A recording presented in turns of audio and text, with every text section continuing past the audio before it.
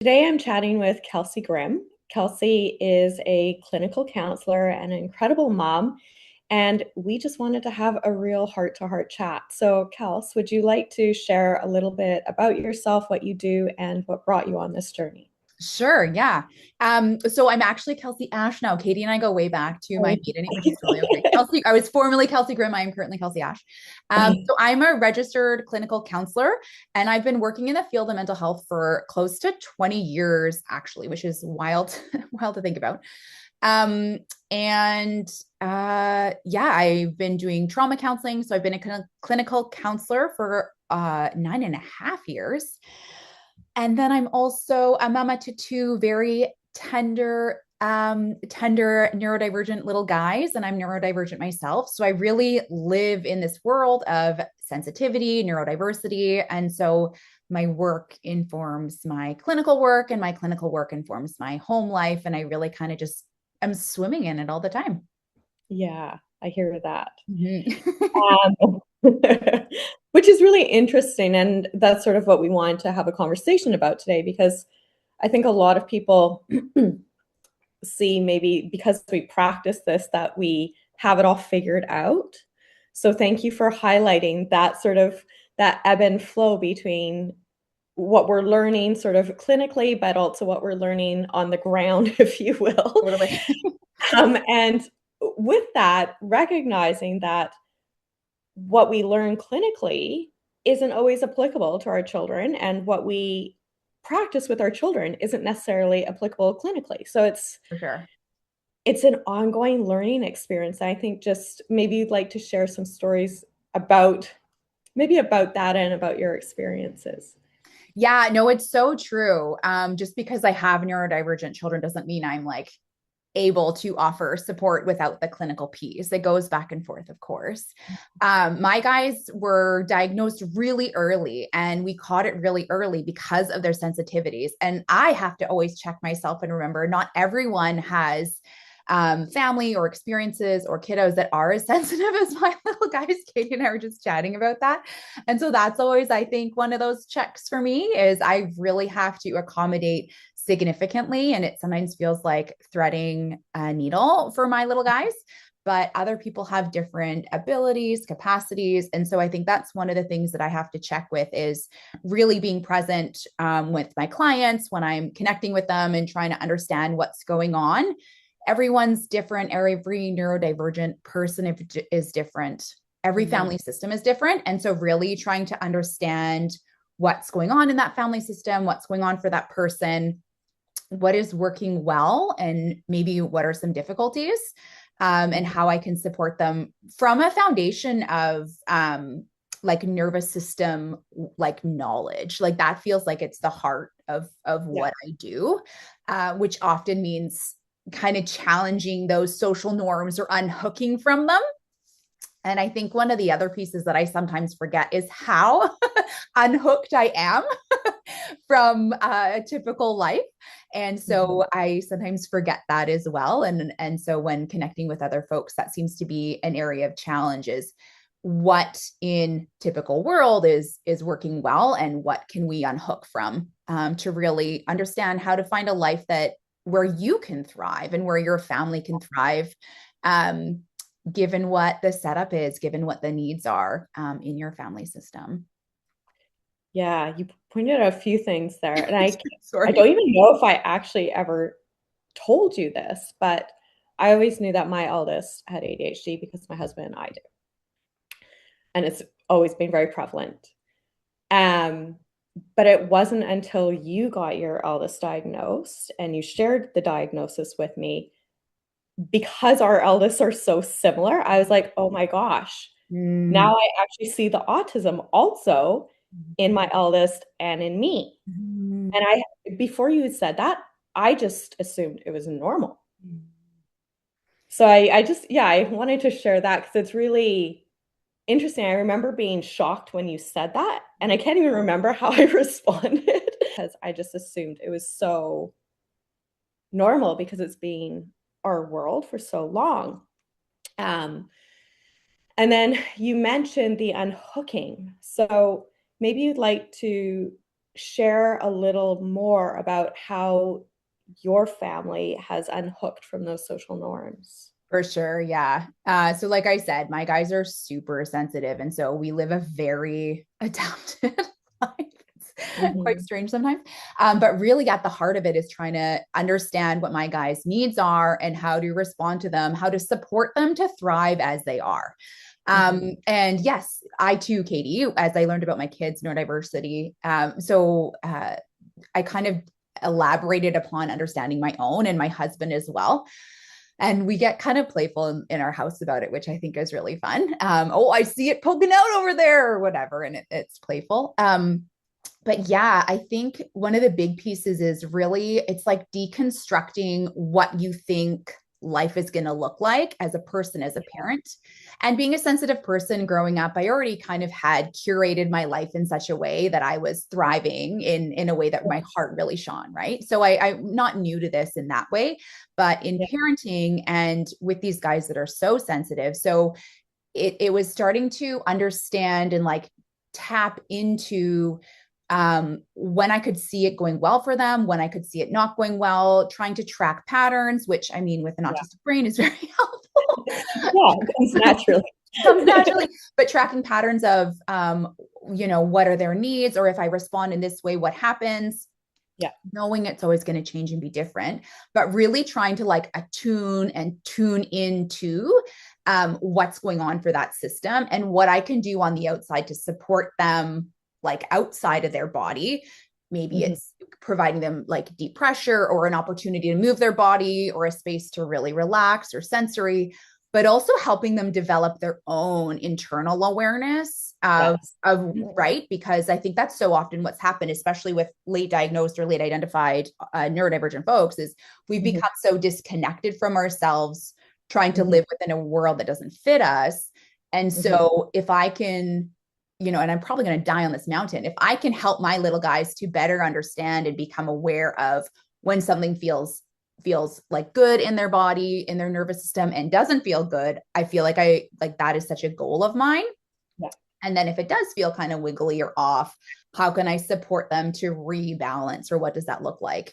Yeah. And so I think one of the big ones is as opposed to living outside in, this is what my life should be like. How am I going to fit within it? Mhm.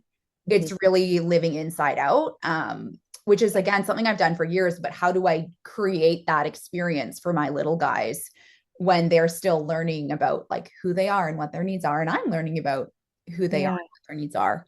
Um, I think tangibly, one of the biggest ones is like recovery is a part of our process and our experience every day and then at large, Yes. because everything is so activating for these Mhm. tender systems. And Mhm. so it's not, oh, we can recover over here next Wednesday. It's like, okay, what was the cost of this experience? And Mhm. how are we going to rebalance? What does recovery need to look like right now? How long is it going to be? And just, it's not setting up a time of recovery. It's honoring that little nervous system and noticing when it seems to be rebalanced and then kind of shifting it, if that makes sense. Absolutely. And I think that's thankfully, my girls seem to have figured that out quite Mm. early, Mm. which has been such a blessing. Um, I think I shared with you probably before, but when my eldest was a year and a half and she was starting daycare, I guess she was closer, maybe she was a bit older. She started at a year and a half. Anyways, when they go through that phase where they're like, you put on the socks and shoes, they take them off. And it's like constant. So, anyways, I would bring her to school and I would be doing my breath work. So she started practicing that. And I would say, okay, mommy needs a little break. I'm just going to go lay down and do some breath. So she started doing that. So it's like planting those seeds really early. And I've noticed they're generally pretty good at understanding their energy, and then they'll go off and read or color. I mean, the nature of boys and girls is very different too. So being able to, I think, for them to have those spaces that they know they can go and they know these activities are nurturing for Mhm. them has been really helpful. Um, but yeah, I think we built in that time very early because I recognized it for myself and just like how finely tuned the system is. And I didn't really realize that most people, like, this is not necessarily a normal thing to do. But like food needs to be at a specific time. It needs to be specific type of food. Like the stimulation, there's like a cap on that, and it's a specific. Do you know what I mean? It's not controlled.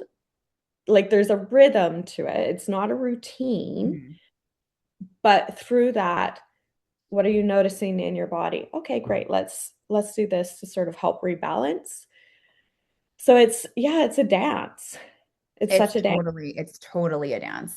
Yeah. And I think the piece that feels so like the common thread here feels like listening to your kid Yeah. and attuning to what's going on and trying to respond to them in a way that works for them. Right. I think that's the big Yeah. piece. Yeah.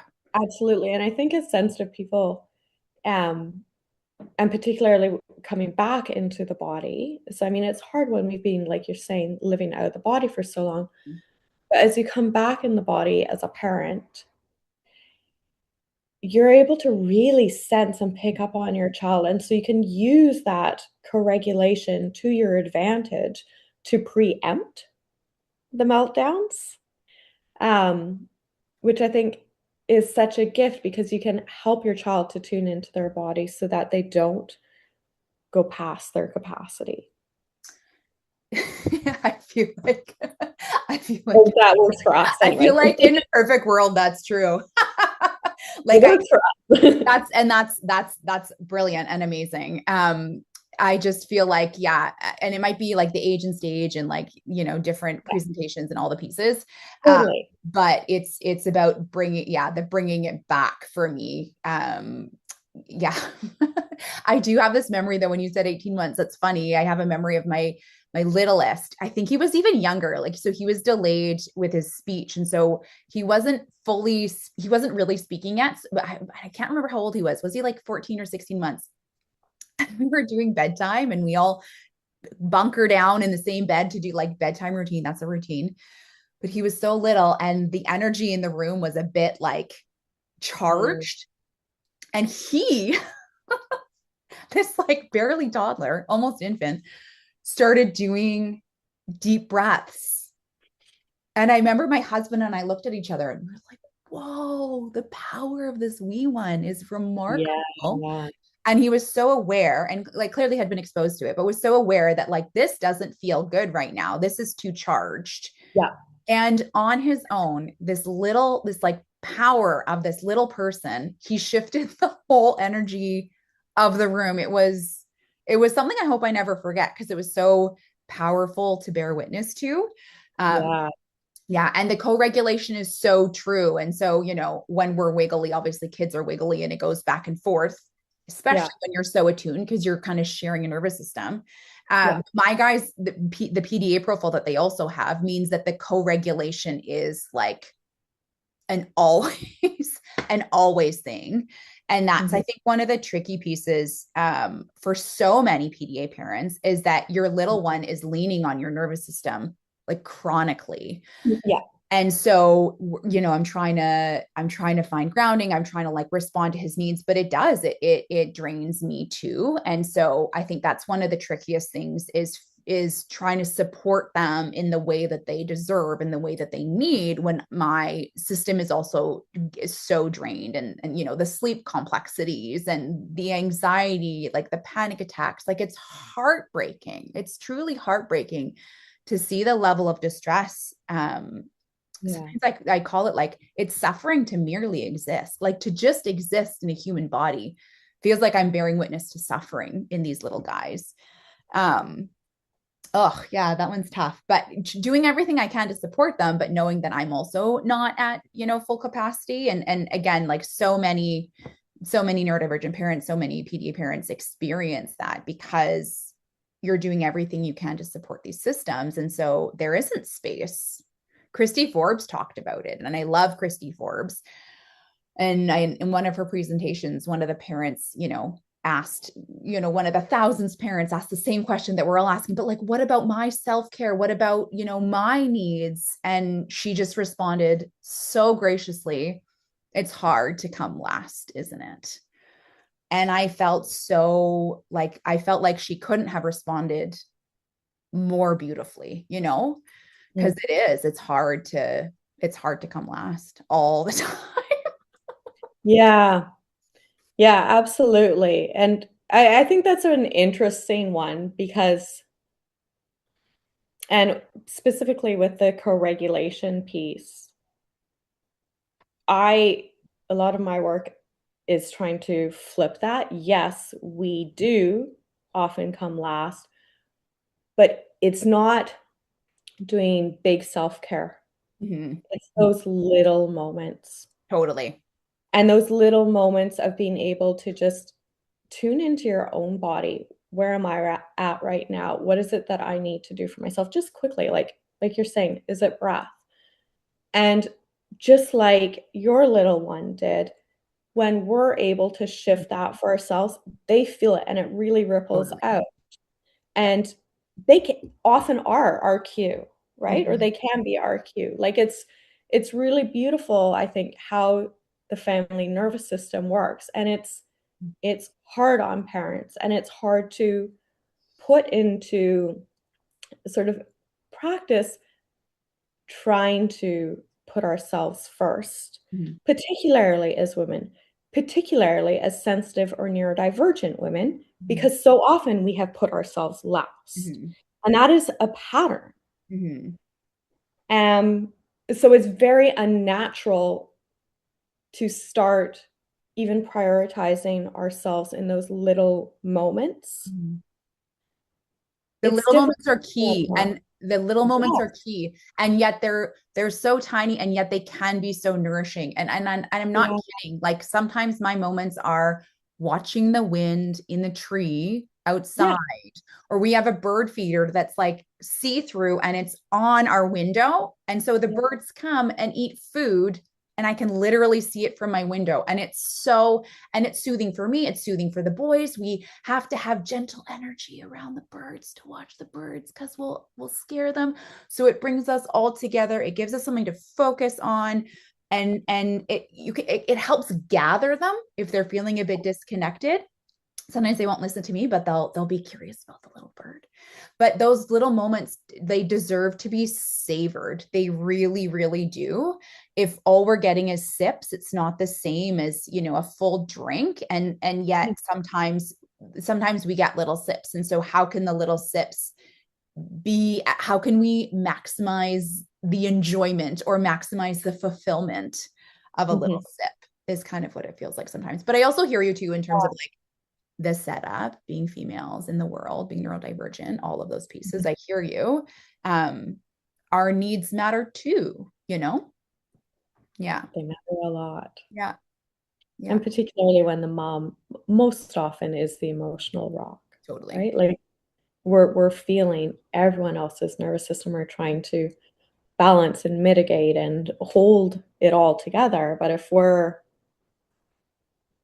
struggling ourselves to connect with ourselves, it makes it really challenging. And I think partly to your point of like those little moments of peace, of joy, of connection, even just taking them for yourselves and like trying to create your environment. And this goes back to what you were talking about originally, but like trying to create an environment that really does support totally those little moments as much as you can. I appreciate this is a huge switch, changing your life. I feel like I have the advantage of having done this early, and so I do appreciate that. And I do appreciate how challenging it is to create this change when you're in crisis, which is where many parents find themselves. Yeah, well said. And they don't have any capacity. So I'm not negating that at all. But even if it's just like one little thing, another little thing when you feel like it. And Mhm. it does stack, Mhm. but Yeah, it's hard. it's totally Even hard. we find it hard. But such a good point about that, parents are trying and trying and trying and trying, and then it'll hit a tipping point, and now what? And then that's often the point of where, there's like this deep dive into trying to explore what the options are, or a different path. Like, it's no longer working. We've done everything we can to try to follow this path. It's not working. Now Mhm. what? And it's such a like a deconstruction, but in a place of such depletion. People are usually in such a place of depletion when they're exploring that. It's such a good point. Yeah, and I think that's one of the things I joke with my my clinical team, my counseling team, about how grateful I am to be a clinical counselor and to have so many years of being like a trauma therapist, or a nervous system aware therapist, or neuroaffirm, whatever you want to call it, neuroaffirming, because I just like live it. And so many of the setups in the home were already so Mhm. affirming that I didn't even realize. Mhm. And I feel so grateful for, or what I was able to pick up on or attune to might have been just not even on someone else's radar, because I have the years of background and clinical experience and personal work as well, right? That's kind of brought me Yeah. there. So I like doing all of that stuff at the same time, when you're in a place of such depletion, like, oof, like parents, yeah, like on my Yeah. heart, that is a tough one for sure. Yeah. Yeah. And like you said, trying to navigate the systems and Oh, support, it's that's a whole nother conversation for another day. I don't think we can. yeah, no, it that is. one's that one's big though, and maybe we should chat about that another day. Yeah. Yeah. No, it's a lot. So I think what Kelsey and I want you to know and walk away with is we know it's not easy. We see you doing your very best. And even we have moments that challenge us, despite having done this work for many, many years. So you're by no means alone. Totally. Yeah. Yeah. Is there anything that you would like to leave everyone with? Hmm. Yeah.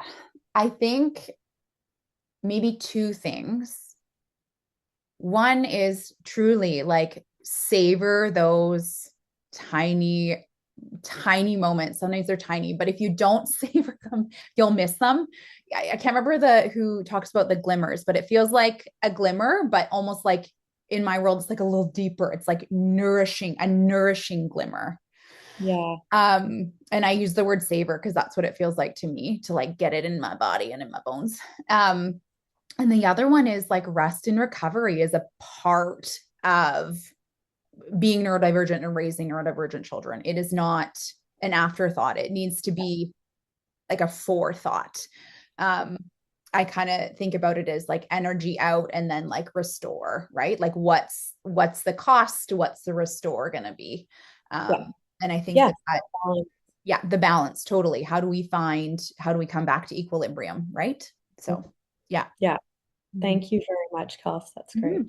My pleasure.